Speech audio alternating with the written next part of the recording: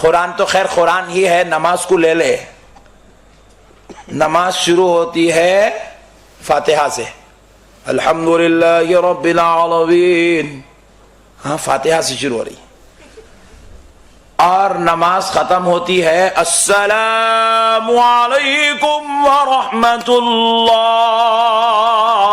سلام پر۔ نماز فاتحہ پہ شروع ہوتی ہے، سلام پہ ختم ہوتی ہے، سمجھا تو مسئلہ حل ہے۔ سبحان اللہ۔ یہ فاتحہ اور سلام کے بیچ میں سجدے بھی ہے، رکوع بھی ہے، قیام بھی ہے، تشہد بھی ہے۔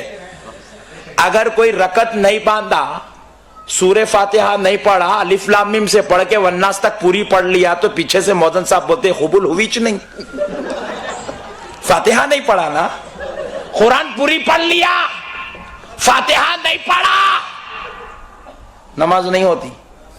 اب پوری نماز میں پوری قرآن تو پڑھ لیا، السلام علیکم بغیر بولے کے باہر نکلنا چاہا تو نکل نہیں سکتا۔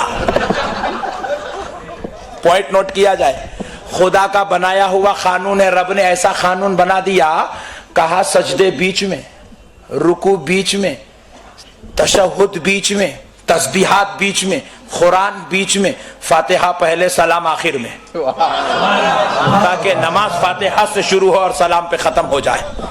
پیارے بزرگوں اور دوستو قربان جاؤ، عقل ہوتی تو ہماری طرح سمجھ جاتا۔ ایک مسئلہ ذہن میں آ رہا ہے، سنا دیتا ہوں۔ ایک صاحب بولے مول صاحب آپ لوگ تو پورے کھانے کو پیدا ہوئے۔ میں نہیں سمجھا تھا کڑپا کا ماحول اتنا بہترین ہے، آپ لوگ تو زندہ قوم ہے۔ پیارے بزرگوں اور دوستو، اب شرارت میں تھی وہ جملے، تو میں نے بھی محبت میں جواب دے دیا، جی ہاں میاں، کھانا خوب کھانا جنتیوں کی علامت ہے۔ سبحان اللہ۔ ارے کامل صاحب نئی ٹیکنیک بیان کر دی آپ، بولے جیسا سوال ویسا جواب، اب قرآن حدیث نہیں پوچھنا بیچ میں۔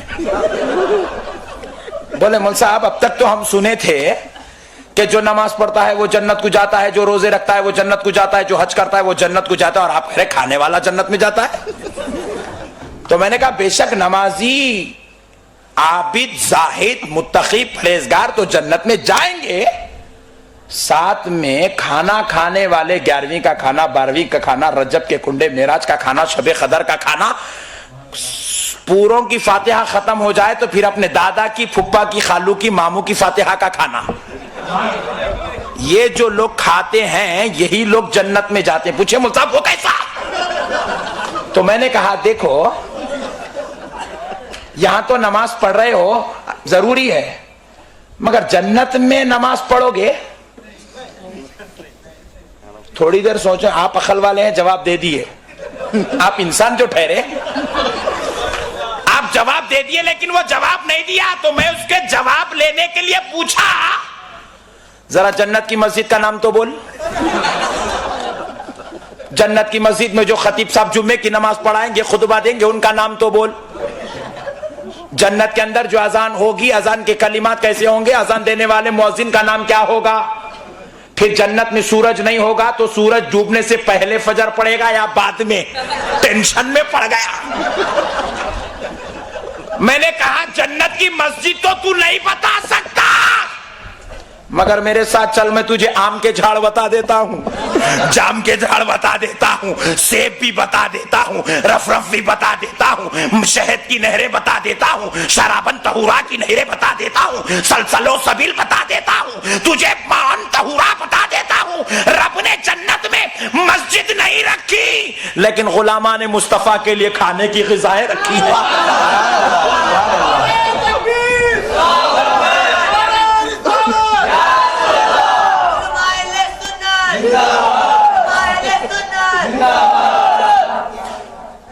تو میں نے کہا اسی لیے ہم لوگ پریکٹس کرتے ہیں، ہماری قسمت میں کھانا ہی کھانا لکھا ہوا ہے، دنیا میں بھی کھائیں گے، سرکار کے صدقے میں خبر میں بھی کھائیں گے، ان کی آل پاک کا صدقہ ان کے نواسوں کی نگرانی میں جنت میں بھی کھائیں گے۔ کھانا ہے کہ نہیں ہے بھائی؟ تو پھر اب 11ویں کی فاتحہ گھر میں کل دلاؤ، جو دلا دیے گڈ، جو نہیں دلائے کل دلا دو.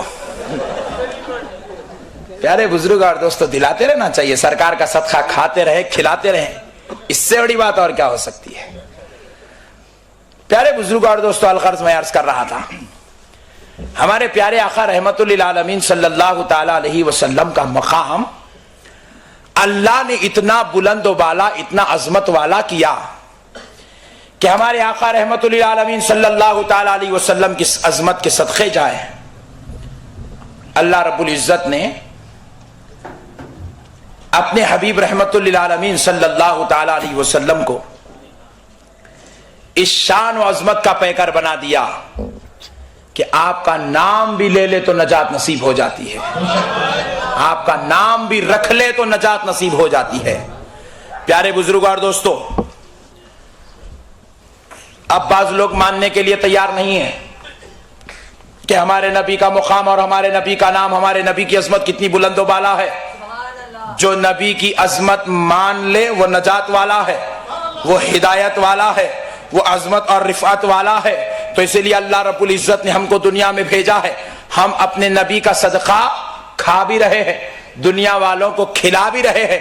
اور اب دیکھیے پیارے بزرگ اور دوستو, ہمارے آقا سرکار مدینہ رحمت للعالمین صلی اللہ علیہ وسلم کے نام اقدس پر ہم دنیا والوں کو کھلاتے بھی ہیں اور ہم خود اللہ کے فضل سے کھاتے بھی ہیں.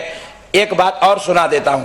ایک صاحب نے پوچھا, مولانا یہ فاتحہ کا آپ لوگ کھاتے, کیا یہ کھانے سے کچھ ملتا؟ میں نے کہا بھائی ضرور ملتا. بولے مول صاحب کیا ملتا؟ تو میں نے کہا ہمارے دادا حضرت کے تعلق سے ہمارے خاندان میں یہ بات بڑی مشہور ہے اور ہم نے بھی اپنی آنکھوں سے دیکھا ہے.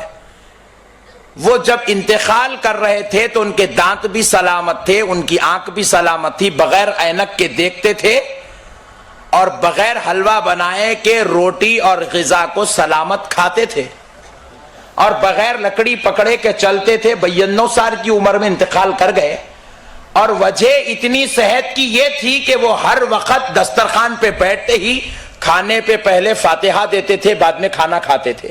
سبحان اللہ. اس کو سمجھ میں نہیں آیا. سمجھنے کے لیے آپ کو میں نے بتایا عقل کی ضرورت ہے. اب آپ کیا کیا سمجھتے ہیں سمجھتے چلیے, میں تو کچھ نہیں کہہ رہا ہوں اپنی زبان سے. پیارے بزرگ اور دوستو, نہیں سمجھ میں آئی تو میں نے چاہا کہ بھئی اور تھوڑا ٹرانسلیشن ذرا تفصیل کر دی جائے. میں نے کہا بھائی آپ کے گھر میں کسی انسان کو ہارٹ کی پرابلم ہوگی؟ بولے ہاں ہے نا مول صاحب. میں نے کہا کسی کو کینسر کی بیماری بھی ہوگی, دور دور کدھر نہ کہیں کچھ نہ کچھ تو ہوگا. بولے ہاں ہے. میں نے کہا کسی کو کڈنی پرابلم بھی ہوگی؟ بولے جی ہاں ہے.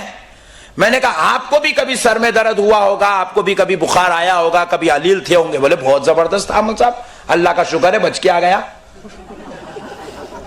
تو میں نے کہا ذرا بتائیے, جب آپ کے خاندان اور قبیلے والے بیمار ہوتے ہیں, چاہے وہ پرابلم ہارٹ کی ہو یا کڈنی کی ہو یا کینسر کی ہو, تو کیا لیتے ہیں؟ بولے گولی. میں نے پوچھا اتنی بڑی ہوتی ہے یا اتنی؟ بولے اتنی. میں نے پوچھا وہ کون سی کمپنی میں بنتی ہے؟ بولے جی پلا ریڈی. جی پلا ریڈی فارمیسی میں اتنی گولی بنتی ہے, اتنی کھا لیا تو ہارٹ کی پرابلم سالو. پیٹ گیسز سے پھل گیا, اتنی گولی ڈال لیا پورا نارمل ہو گیا. ارے واہ. پلا ریڈی فارمیسی میں بننے والی گولی کو خدا نے بنایا؟ بولے نہیں مول صاحب ڈاکٹرز بناتے ہیں. کیا باتیں کر رہے ہیں آپ؟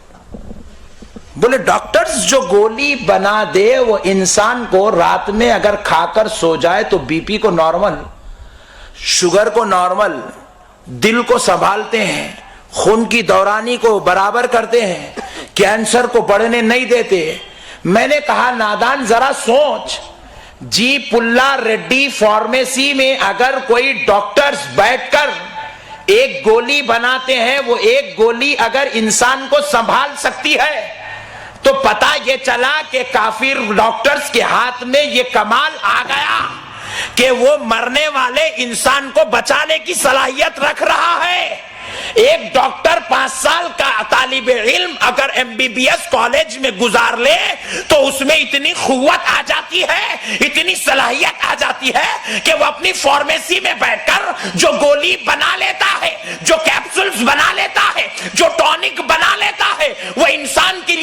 کھانے کا سبب بنتی ہے تو میں نے کہا نادان، پھر تو تجھے ماننا پڑے گا فاتحہ کا کھانا شفا کا سبب ہے، کیونکہ جی پلہ ریڈی فارمیسی میں کسی کافر کا علم کام کر رہا ہے، یہاں فاتحہ میں قرآن والا علم کام کر رہا ہے، اللہ والا علم کام کر رہا ہے، جنت والا علم کام کر رہا ہے، مصطفیٰ والا علم کام کر رہا ہے۔ خدا کی زبان سے جو کلام نکلا وہ اگر فاتحہ پہ پڑھ دے تو مجھے کہنے دے اب کھانے کا دانا نہیں رہتا بلکہ گولیوں سے زیادہ اثر والا ہو جاتا ہے۔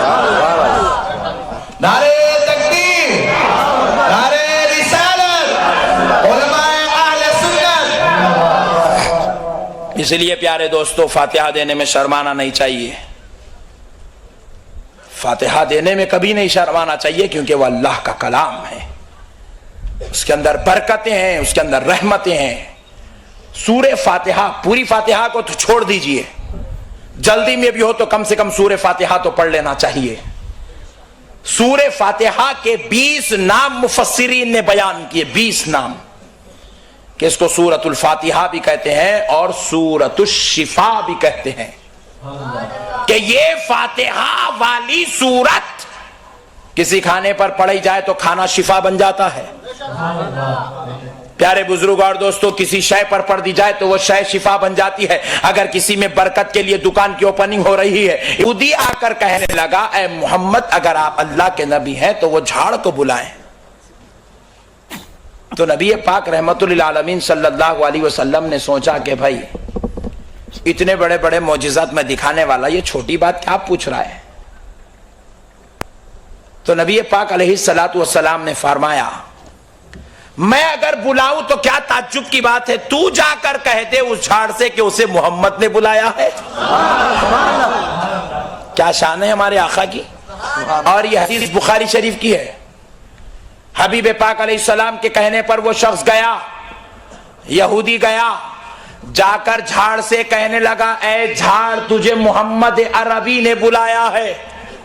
جیسے ہی جھاڑ سننا تھا اپنی جگہ سے آگے پیچھے اوپر نیچے ہلتا ہے، اپنی جڑوں کو توڑتا ہے اور اچکتا اچکتا اچکتا اچکتا کودتا ہوا۔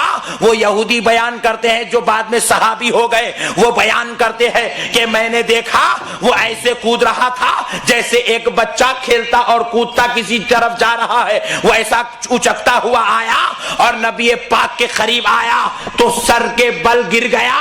میں دیکھ رہا تھا تو سمجھ میں آ رہا تھا کہ جھاڑ نبی کو سجدہ کر رہا ہے۔ بخاری شریف کے الفاظ ہے، صحابی بیان کرتے محسوس ہو رہا تھا کہ جھاڑ نبی کو سجدہ کر رہا ہے۔ ہم کو منع ہے کسی کو سجدہ کرنا، جھاڑوں کو نہیں ہے، کیونکہ عقل ہمارے پاس ہے، ہم عقل والے ہیں۔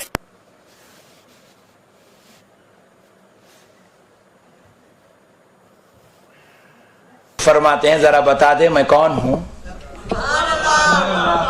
ایک ایک پتے سے آواز آنے لگی اشہد ان محمدن عبدہ ورسولہ۔ سبحان اللہ۔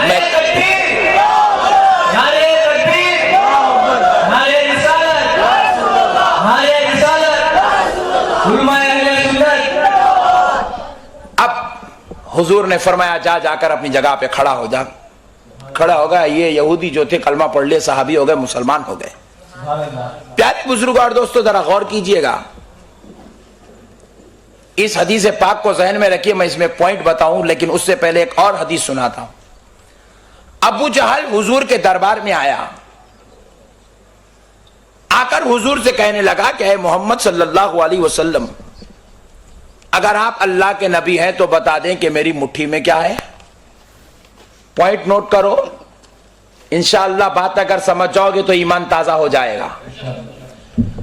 مٹھی بن کر کے پوچھنے لگا کہ میری مٹھی میں کیا ہے۔ میں پوچھتا ہوں مٹھی بن کر کے کیوں پوچھا؟ کوشچن کرنا تھا تو کچھ اور کرنا چاہیے تھا، یہ مٹھی چھپا کے یہ بند کر کے کیوں کیا؟ کیونکہ ابو جہل کا یہ عقیدہ تھا نبی وہ ہوتا ہے جو غیب کی بات بولتا ہے، سبحان اللہ سبحان اللہ. اور آج کل کے عقل والوں کی صلاحیت تو دیکھو, کہتے ہیں حضور نبی ہے مگر علم غیب نہیں ہے. ارے نبی کہتے ہی اس کو ہے جس کو علم غیب ہوتا ہے. نبی کا معنی ہے غیب کی خبر بتانے والا. نبی کا معنی یہ ہے غیب کی خبر بتانے والا. اور یہ لوگ کہتے ہیں نبی کو علم غیب نہیں ہے. کہتے ہیں سورج ہے مگر روشنی نہیں ہے, چاند تو نکلا مگر چاند نہیں, پھر اس کو چاند کیوں بولتا ہے؟ ارے اگر کہتا ہے کہ نبی کو علم غیب نہیں ہے تو پھر کہے کہ وہ نبی بھی نہیں ہے.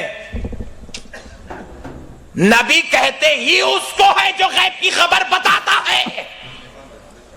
پیارے بزرگ اور دوستو, اس لیے ابو جہل مٹھی بند کر کے آیا تھا, اے نبی ذرا بتا دو کہ مٹھی میں کیا ہے.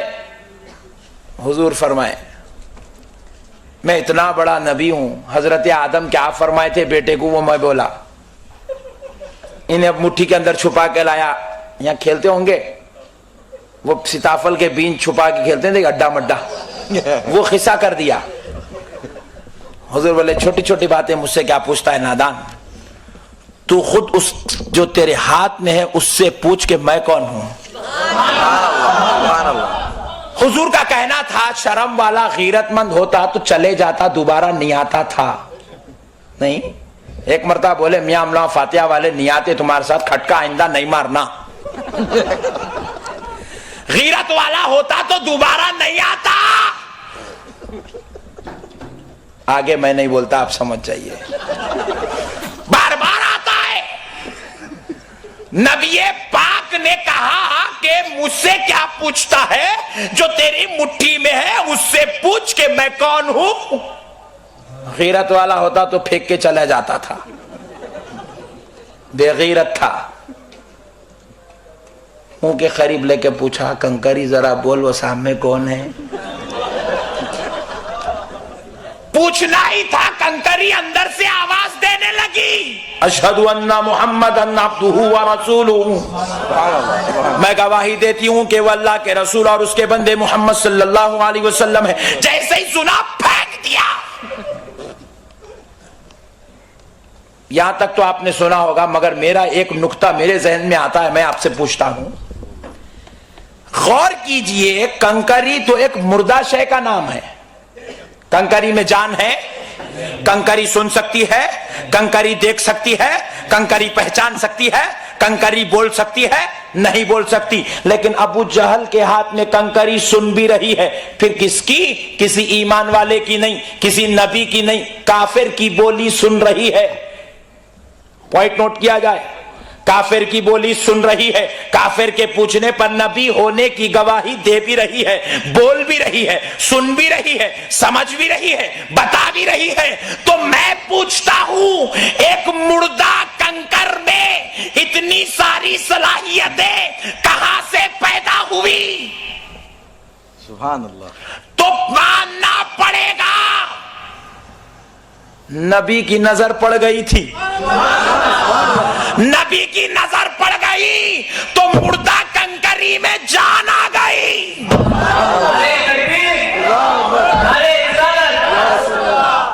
نظر مصطفیٰ کا یہ کمال ہے, نبی کی نظر کنکری پر پڑ گئی تو کنکری بولنے لگی, کنکری سننے لگی, کنکری بتانے لگی, کنکری پہچاننے لگی, اور وہ باتیں کہنے لگی جو باتیں سننے کے لیے ابو جہل ترس رہا تھا. نبی نے کی گواہی کنکری دینے لگی. پیارے دوستو, یہاں کنکری گواہی دے رہی ہے. اب ذرا وہاں دیکھو, وہ یہودی نے کہا تھا, نبی نے جھاڑ کو نہیں بلایا.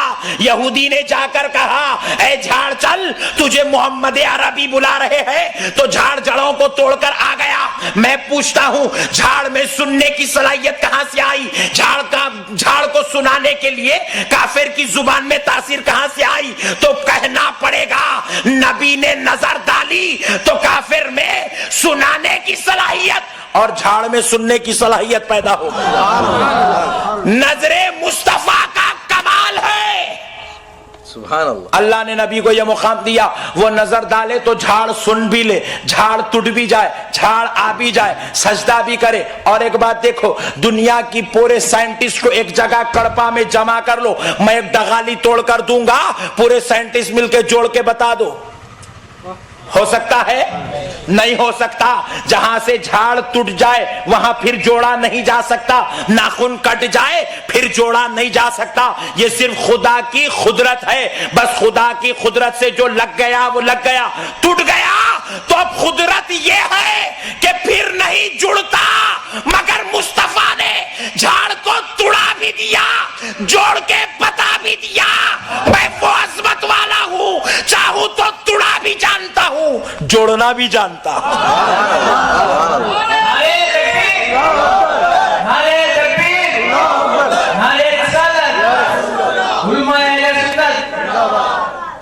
نبی بتانا چاہتے تھے میں اللہ کا نبی بن کر آیا ہوں.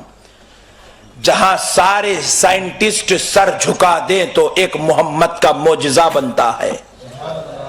اللہ نے نبی کو ایسی ذات بنا کر پیدا کیا. اب آؤ اسی کو ہم ٹن لیتے ہیں اولیاء اللہ کی طرف. انہی دو حدیث کو سنو. جھاڑ میں تو سننے کی صلاحیت نہیں تھی,